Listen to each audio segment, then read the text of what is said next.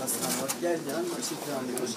Şimdi siz Birbirimize siper olduk. Sadece bitti dedik yani her şey. Nasıl ağrı var mı? Şu an Yok değil mi? Atlattık. Ne kadar kaldınız? 9 saat kaldı. Hatay'dan geliyorlar. korku da var sanırım. Aziz sende var mıydı? Sen de susamadın.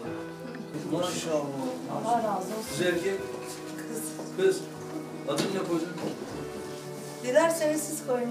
Kulağına okuyun siz. Daha koymadın mı? Allahu Ekber, Allahu Ekber.